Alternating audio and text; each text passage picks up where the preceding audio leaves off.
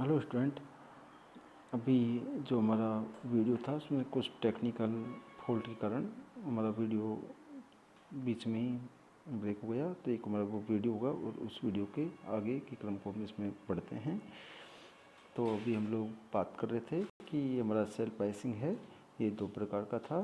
तो जो अगला इसका प्रकार है वो है, एक था विदाउट वोल्टेज डिवाइडर और उसके बाद था विद वोल्टेज डिवाइडर। तो हम लोगों ने एक कॉन्सेप्ट देखा था विद वोल्टेज डिवाइडर प्राइसिंग में कि जो हमारा एमिटर रेजिस्टेंस है, एमिटर रेजिस्टेंस हमारा वो हमें नेगेटिव फीडबैक दे रहा था। तो इसके लिए हम लोगों ने उसके अक्रॉस में एक कैपेसिटेंस लगाया था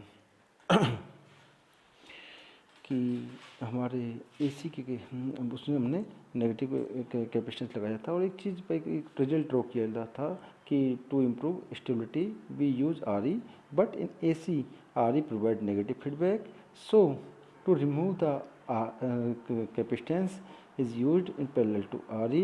In DC analysis, RE improve the stability, hence it must be considered. अर्थात ये मैंने बहुत इंपॉर्टेंट कॉन्सेप्ट बताया था कि हम लोगों को जो हमारा RE है इसकी वैल्यू ये नेगेटिव फीडबैक देता है AC के केस में, लेकिन इम्पोर्टेंट महत्वपूर्ण बात ये, लेकिन ये RE है वो DC के केस में थर्मल स्टेबिलिटी को बढ़ाता है।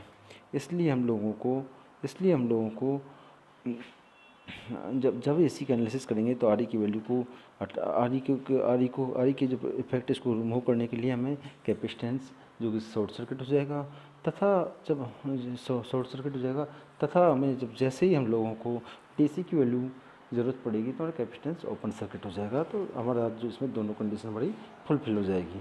तो आज हम उसी क्रम को आज आगे बढ़ाते हुए हम लोगों ने जो स्टेबिलिटी का फॉर्मूला पढ़ा था, आज मैं ये आपको एक जनरल कुछ ट्रिक देने की कोशिश करूँगा कि हमारी एक ट्रिक है, ये इंपॉर्टेंट है आप लोगों को। जैसे आपके ऑब्जेक्टिव एग्जाम है तो आप विदाउट डेरिवेशन आपको याद रखने की ज़रूरत नहीं है। और एक आई कैसे वो भी मैं बता चुका हूँ। तो एक बार हम लोग दोनों चीज़ देख लेंगे कि हम लोग कैसे कर सकते हैं इसको। इसका कॉन्सेप्ट है, ये ट्रिक नहीं, कॉन्सेप्ट समझो कि आया कैसे, जो हमारा हमने पिछली क्लास में बताते कैसे निकालते हैं। और इसमें मैं थोड़ा ट्रिक बता दूँगा। इंजीनियरिंग कोई ट्रिक नहीं होती, लेकिन ये आया कॉन्सेप्ट है। कॉन्सेप्ट आती कैसी है ये माइन्यूट एनालिसिस करने पर पता चला है। ये है self biasing with voltage divider. Self biasing तो हमारा जो सर्किट जो इसमें दिख रहा है हमारा एक सर्किट है। अब इसमें ट्रांजिस्टर, इससे दो रेजिस्टेंस कनेक्ट हैं। ये विद वोल्टेज डिवाइडर है R1 R2, दूसरा एक एमिटर रेजिस्टेंस है, दूसरा कलेक्टर रेजिस्टेंस है। अब हम लोगों ने इसका स्टेबिलिटी यदि हम KVL लगा के निकालते हैं तो स्टेबिलिटी फैक्टर की वैल्यू आती है इसकी 1 plus beta divided by 1 plus beta RE divided by RE plus RTH। ये थेवेनिन इक्विवेलेंट है। RTH थेवेनिन का जो हमारा रेजिस्टेंस होगा R1 R2 divided by R1 plus R2, वो है RTH की वैल्यू। अब हम इसको ट्रिक से देखते हैं कि क्या होता है। हम लोगों ने, मैंने बताया था आपको कि हम लोगों को हमारा मोटा मोटा टारगेट है del IB divided by del IC की वैल्यू को निकाल दें। बस इसकी वैल्यू निकालने के पश्चात हमारा जो इक्वेशन था उसमें इस वैल्यू को पुट कर दें। तो हमारा जो ये सर्किट दिया हुआ है, इस सर्किट में हम लोग ये नीचे वाला एक वोल्टेज लगा हुआ है VBB, और ये वोल्टेज कनेक्ट है कि हमारे रेजिस्टेंस से जो ट्रांजिस्टर के बेस से कनेक्ट है RB। उसके बाद में ट्रांजिस्टर के एमीटर के साथ में एक रेजिस्टेंस कनेक्ट है RE। अब हम लोगों ने इसके बेस में करंट फ्लो हो रहा है IB और कलेक्टर में IC। तो टोटल करंट एमीटर में जाएगा IB प्लस IE। अब हम लोग एक KVL लगाते हैं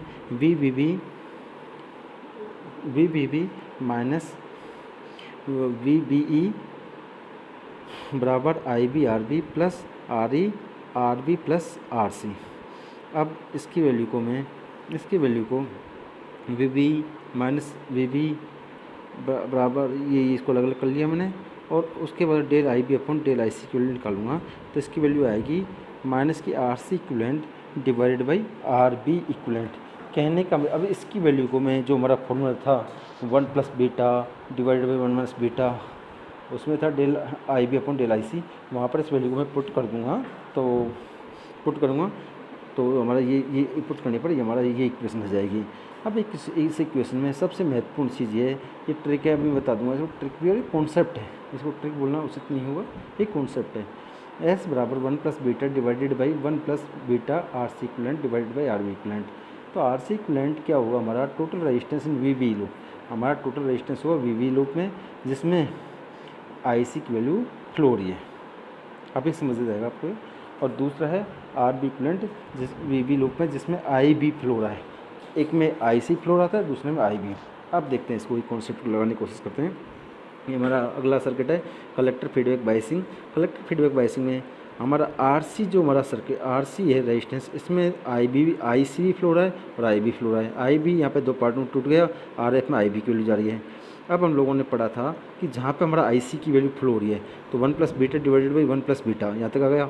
उसके बाद में जहाँ आई सी की वैल्यू फ्लो हो रही है आर सी में, आर सी में फ्लो हो रही है केवल एक रेजिस्टेंस में, और आई बी की वैल्यू हमारी दोनों रेजिस्टेंस में फ्लो है, एक आर एफ में भी फ्लो हो रही है और दूसरा आर सी में फ्लो हो रही है। तो जहाँ पे आई बी की वैल्यू फ्लो हो रही है तो total resistance R C plus R F, तो ये हो रही है आई बी की वैल्यू। लेकिन आई सी की वैल्यू केवल और केवल एक रेजिस्टेंस से फ्लो हो रही है आर सी में, इसलिए फॉर्मूला बनेगा एस बराबर 1 plus beta divided by 1 plus beta R C divided by R F plus R C. ये हमारा इसमें फॉर्मूला बनेगा। ये मैंने सारी चीज़ नीचे लिखा हुआ है, आप एक बार इसको देख लें। अगला है हमारा both emitter and collector feedback biasing. इस केस में हम देखते हैं सीधा फॉर्मूला आ जाएगा। अभी मैंने जो बताया था आपको कि आर सी इक्विवेलेंट होगा हमारा जिसके में हमारा आई सी की वैल्यू फ्लो हो रही है। आई सी की वैल्यू फ्लो जैसे कि हमारा सर्किट दिया हुआ है, इस सर्किट में इसको बोलते हैं कलेक्टर एमीटर फीडबैक बायसिंग। बहुत कलेक्टर एमीटर फीडबैक बायसिंग। एक रेजिस्टेंस आर है, आर सी दूसरा आर एफ है। आर सी में जो वैल्यू फ्लो हो रही है करंट की वो आई सी प्लस आर बी है और दूसरे में केवल आर एफ में आई बी की वैल्यू फ्लो हो रही है। अब हम देखते हैं केवल आई सी फ्लो हो रहा है आर सी में, जबकि आई बी की वैल्यू फ्लो हो रही है आर सी में भी और आर बी में भी। तो हमारा जो आई सी है केवल आर सी फ्लो रहा है, आर सी और सॉरी आर ई नीचे जो हमारा यहाँ पे जो हम लोगों ने यहाँ पे जो करंट लॉ लगाया KCL, तो यहाँ पे ऊपर से आ रहा है आई सी प्लस आई बी। यहाँ पे ये जो हमारे पॉइंट आएगा इसमें नोड आएगा तो ये ब्रेक कर जाएगा करंट, कलेक्टर में चल जाएगा आई सी और बेस में चला जाएगा आई बी। उसके बाद एमीटर पर ये करंट वापस एक साथ जुड़ जाएगा, टोटल वैल्यू होगी आई सी प्लस आई बी। अब हम लोगों ने फॉर्मूला पढ़ा था कि जो आर सी इक्विवेलेंट होता है उसमें होगा आई सी की वैल्यू कौन से लूप में फ्लो हो रही है। तो हम लोग देखते हैं यहाँ पे आई सी की वैल्यू फ्लो हो रही है, आई सी की वैल्यू फ्लो हो रही है आर सी और आर ई में, जबकि आई बी की वैल्यू तीनों रेजिस्टेंस में फ्लो हो रही है, आर सी में भी, आर एफ में भी, तो आर ई में भी। तो हम लोग इसी फॉर्मूले का यूज़ करते हुए इसमें लगाएंगे तो 1 plus beta divided by 1 plus beta I C की वैल्यू फ्लो हो रही है तो आई सी की वैल्यू आएगी R C plus R E divided by I की वैल्यू फ्लो हो रही है R C R E plus R F. तो हमारा ये हमारा स्टेबिलिटी फैक्टर आ जाएगा। अब हम लोग हमारी जो दूसरी टेक्निक है ये हमारा बहुत महत्वपूर्ण है। अब हमारी जो दूसरी टेक्निक है ये छोटी छोटी टेक्निक है, उनको हम एक बार देख लेते हैं। दो टेक्निक है कंपनसेशन में, पहला है डायोड कंपनसेशन, दूसरा है थर्मिस्टर और सेंसिटर कंपनसेशन। इस सीधा आपको ऑब्जेक्टिव में और कॉम्पिटिशन के एग्जाम में भी ये क्वेश्चन आते हैं, तो एक बार इसको देख लेते हैं ठीक से।